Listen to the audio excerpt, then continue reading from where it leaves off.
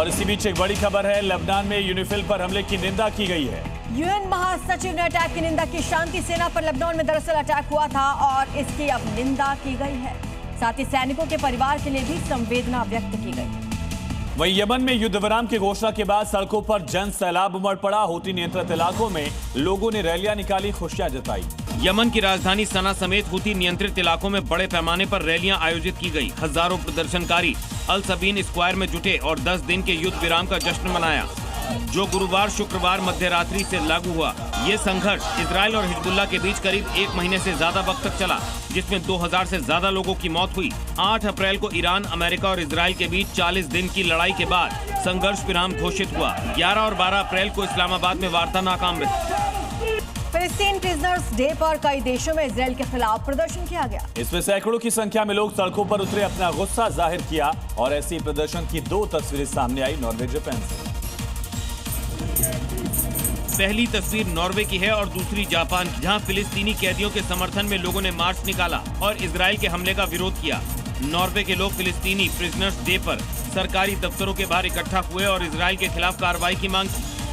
ऐसी ही एक और तस्वीर सामने आई है जापान के क्योटो से, जहां फिलिस्तीन के समर्थन में लोगों ने विशाल रैली निकाली और साथ में ईरान, लेबनान और फिलिस्तीन पर किए गए इजराइल के हमलों का विरोध किया। और इसी बीच बड़ी खबर है मिडिल ईस्ट से, जहां US cargo plane Qatar base पर उतरा।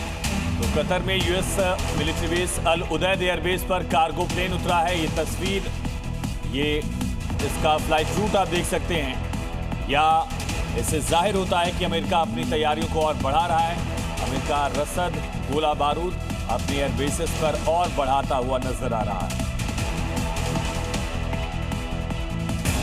इसी बीच एक और बड़ी खबर आ रही है, ईरान की नेशनल आर्मी डे परेड को रद्द कर दिया गया है। बड़ी खबर, ईरान की नेशनल आर्मी डे परेड को रद्द किया गया। इजराइल के आक्रामक रुख के चलते ये फैसला लिया गया। अगले दौर की बातचीत पर भी ईरान को संदेह है। ईरान ने अब तक सहमति नहीं जताई है। अगले दौर की बातचीत पर कोई सहमति अब तक नहीं बन पाई। अब बांग्लादेश के बाजारों में भी दिखने लगा है ईंधन संकट। गहराने से पेट्रोल पंप पर लंबी कतारें लग गई हैं, जहां 5-5 घंटे इंतजार करना पड़ रहा है। फिर भी तेल की जो राशनिंग है वो लागू कर दी गई।